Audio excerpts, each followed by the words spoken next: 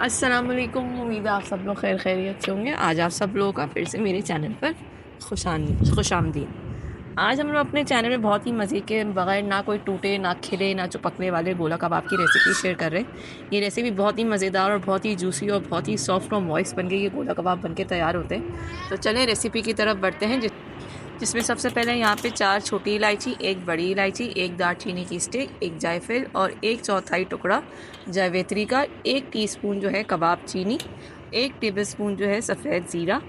ये सब डाल के अच्छे से हम लोग इनको पहले रोस्ट कर लेंगे और रोस्ट करने के बाद इनको बहुत अच्छे से हम लोग ग्राइंड कर लेंगे। बहुत अच्छे से इनको ग्राइंड करके फ़ाइन पाउडर बना लेंगे। और इसके अलावा साथ ही साथ हम लोग यहाँ पे 900 ग्राम्स यहाँ पे मैंने 1 किलो लगभग जो है यहाँ पे मैंने बोनलेस जो है बीफ का गोश्त लिया है। ये छोटी छोटी मैंने यहाँ पे बोटियाँ बनवा ली हैं जिसके अंदर चर्बी जो है नहीं है।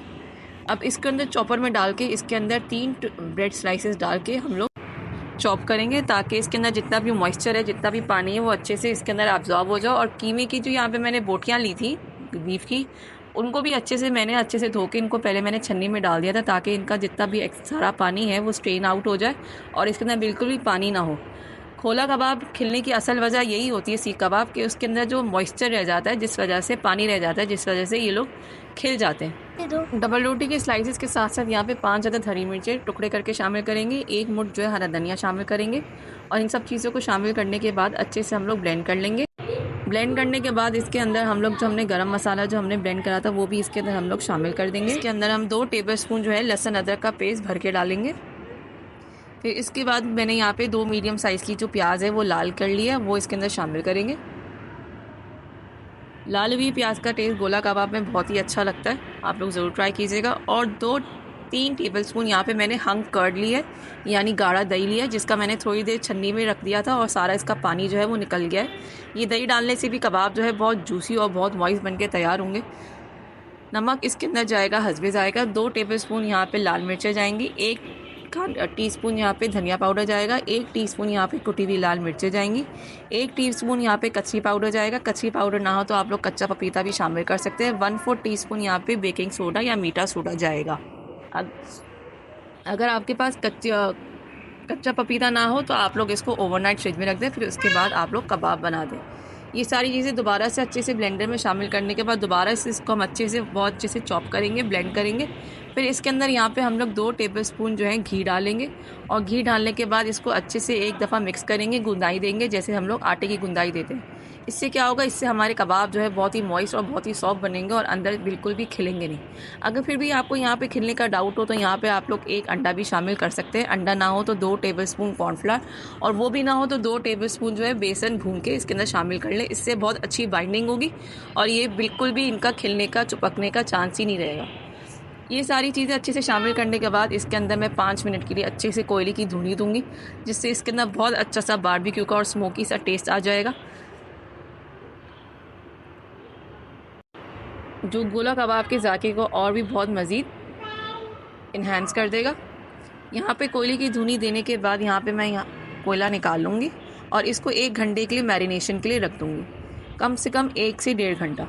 अब 1 से 1.5 घंटे के बाद हमने जो कच्ची पाउडर शामिल करा था वो भी इसीलिए शामिल करा था क्योंकि हमने इनको 1 से 1.5 घंटे बाद इस्तेमाल करना था। अगर जो आपका इरादा यहाँ पे देर तक मैरिनेशन करने का है तो उसमें कच्ची पाउडर फिर शामिल करने की ज़रूरत नहीं। अगर आप लोग का इरादा ओवरनाइट इसको मैरिनेशन का है या तो अगले दिन इस्तेमाल करना हो तो इसमें कच्ची पाउडर की ज़रूरत नहीं है। अगर आपको 1.5 से 2 घंटे बाद इसको इस्तेमाल करना हो तो इसमें 1 चमचा कच्ची पाउडर लाजमी जाएगा, वरना तो कच्चा पपीता।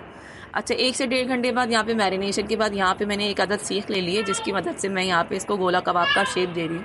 कुछ नहीं करना, बस थोड़ा सा कबाब हाथ में लेना है, इसको अच्छे से चिपकाना है, हल्का सा ओवल शेप देना है और फिर इसके अंदर से सीख जो है गुजार देनी है। और गुजारने के बाद अच्छे से हाथों की मदद से इसको चिपकाते हुए इसको अपनी मर्ज़ी का शेप दे देना है।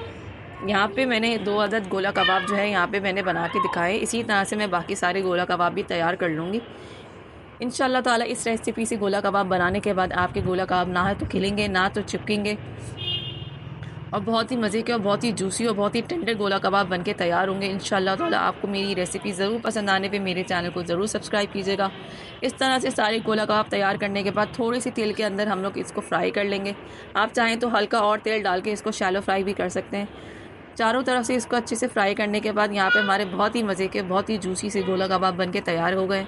उम्मीद करती हूँ आप लोगों को इंशाल्लाह ताला मेरी रेसिपी ज़रूर पसंद आएगी और आप लोग इसको ज़रूर बना के मुझे कमेंट सेक्शन में ज़रूर आगाही देंगे।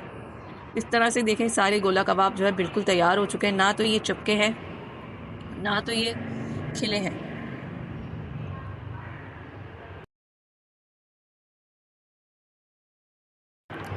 अब यहाँ पे सारे गोला कबाब फ्राई करने के बाद इसको और मज़ीद सिजलिंग टेस्ट देने के लिए मैंने दूसरी तरफ जो है सिजलर पैन जो है वो मैंने गर्म करने के लिए रख दिया है, जिसमें मैं पहले नीचे की तरफ थोड़ी सी प्याज रख दूँगी और प्याज़ों के ऊपर जो मैंने गोला कबाब जो वहाँ पे मैंने फ्राई करा है वो मैं इसके ऊपर रख दूँगी।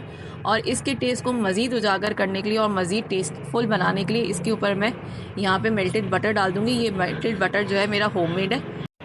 गोला कबाब के ऊपर इस तरह से मेल्टेड बटर डालने के बाद गोला कबाब जो है और भी ज़्यादा सॉफ्ट और भी ज़्यादा जूसी हो जाएंगे और इस तरह से तेज़ आंच पे इसको सिजल करने से और भी इसका बहुत मज़ीद अच्छा सिजलिंग सा टेस्ट भी आएगा। और आखिर में यहाँ पे इसको हम लोग मज़ीद जो है हरा धनिया से और भी गार्निश कर लेंगे ताकि और भी देखने में मज़ीद अच्छे लगने लगे। आप चाहें तो यहाँ पे इसको मज़ीद सिजल करके खा सकते हैं, वरना तो आप इसको ऐसे ही बग़ैर सिजल करे भी एंजॉय कर सकते हैं। तो उम्मीद करती हूँ आज आपको मेरी ये रेसिपी बहुत पसंद आई होगी। इंशाल्लाह ताला आपके लिए थोड़ी बहुत इन्फॉर्मेटिव भी होगी और आप इसको ज़रूर बना के ट्राई करेंगे। तब तक के लिए आपसे बहुत जल्दी अपनी नेक्स्ट वीडियो में मुलाकात होती है। तब तक के लिए अल्लाह हाफ़िज़, जज़ाकल्लाह खैर।